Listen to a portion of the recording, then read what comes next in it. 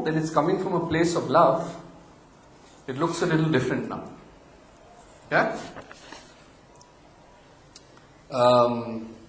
Saint Alphonsus Liguori said, your obedience will never be cheerful unless it proceeds from a motive of pleasing God. Your obedience will never be cheerful unless it proceeds from a motive of pleasing God. Okay? Now, if we go back to the Old Testament, which is the first book in the Old Testament?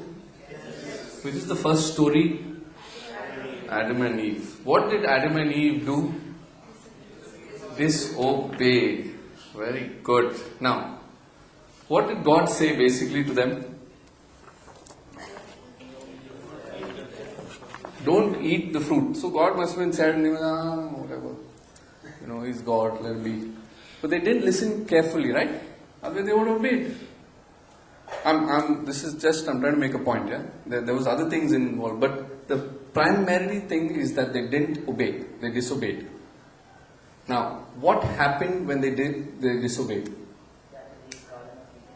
Correct. But something bigger. So Sean, they lost their relationship with God. Something bigger happened. Okay, I'm going to put it on the board. Yeah. But what is the effect of that sin? Okay, I'm going to put it here, right?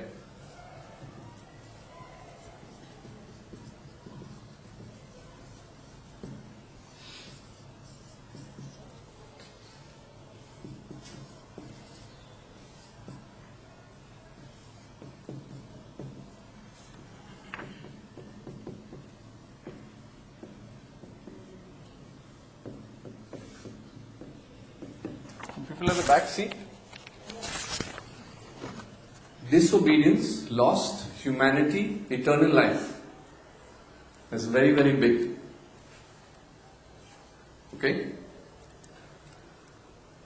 A few years and centuries later, another person came about on the scene.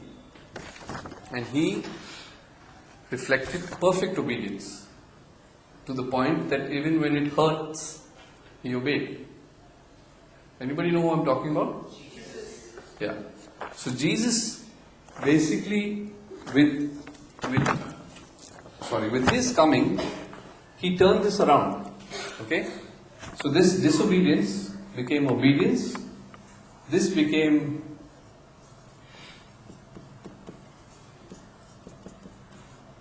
gained humanity eternal life. So now you see the power of obedience.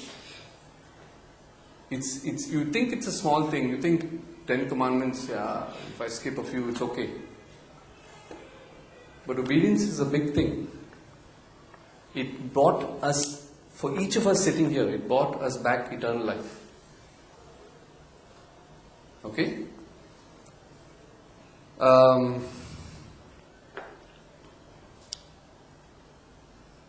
going to show you a short clip now. Okay? It's from an old movie which I loved, but I thought it had a good point. So I'm going to put the mic on because there's some issue with the sound.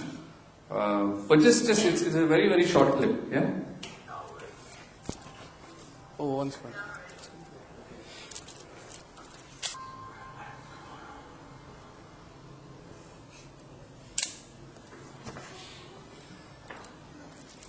Okay, how many of us have seen this movie? Okay, a lot of us haven't. No? Okay, this movie is Karate Kid. It's one of my one of my favorite movies, and then I used to implement what I learned in the movie on my sisters. Okay. Now what I'm going to ask you, just for the person next to you, 2 questions. Number 1. Did Daniel know he was being trained in karate by cleaning cars? That's number 1. And this is a little, so leading to that, why did Daniel listen to Mr. Miyagi? For those who didn't see the movie, the old guy was Mr. Miyagi. Okay, And the guy who was learning is Daniel's son.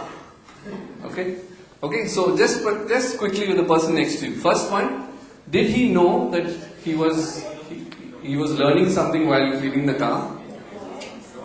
And the second one, why? So this is more important. Why did Daniel listen to Mr. Miyagi?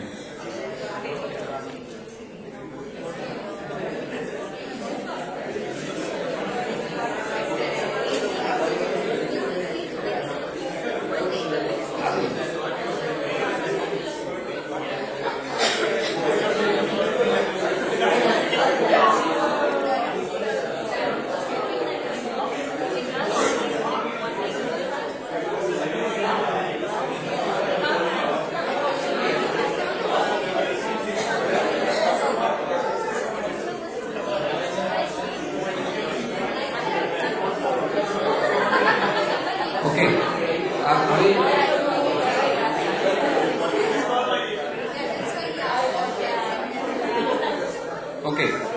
Can I have some answers? Why did Daniel listen to Mr. Miyagi? Because he wanted to learn karate. Sorry, Usa? Mr. Miyagi actually defended him, so he looked at him as a role model. Okay. Mr. Miyagi actually defended him and looked at him as a role model. Are we? No? Anybody else? Any different answers? Yeah. Because Miyagi was more experienced, so he thought. Okay. He was Chinese and he knew karate. He was Chinese and he knew karate. He respected him.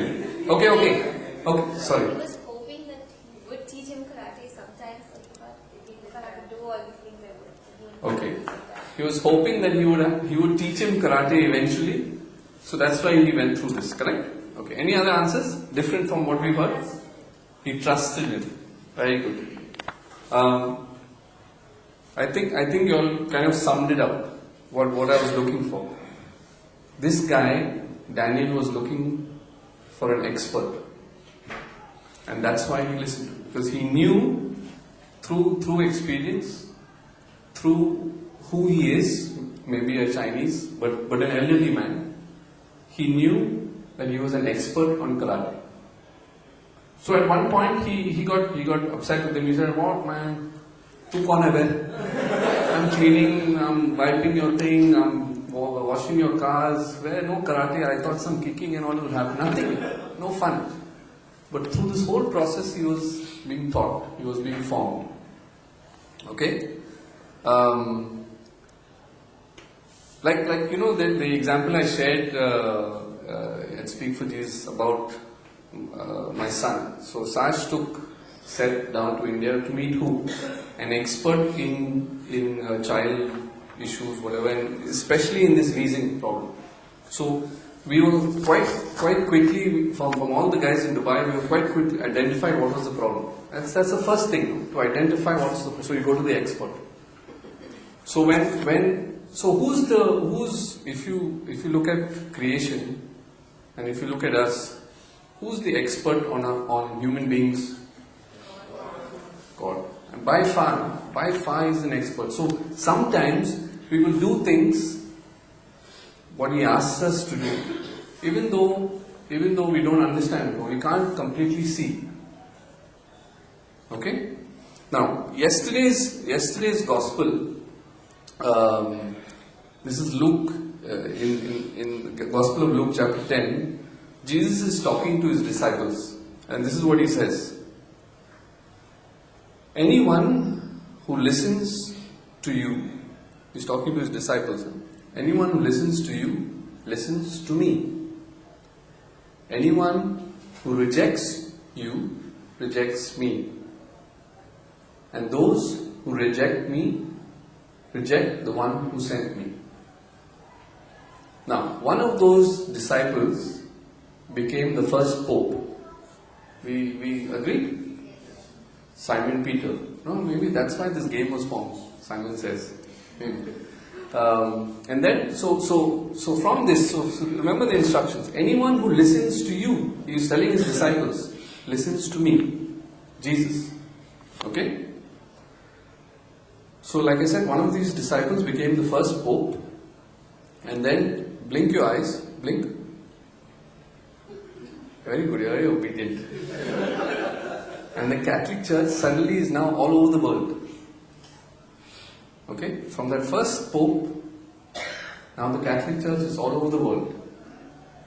And it's organized in such a way that we've got bishops in all these places guiding our journeys, helping us in our journeys. So now, anyone who listens to you, the bishops, listens to me. Anyone who rejects the bishop rejects me. And anyone who rejects me rejects the one who sent me. Okay? So, I am in the core team. I cannot take a decision on my own, even though I'm in the core team. I need to discuss it with other core team members. And why we have this in place is because I'm not perfect. I can make mistakes.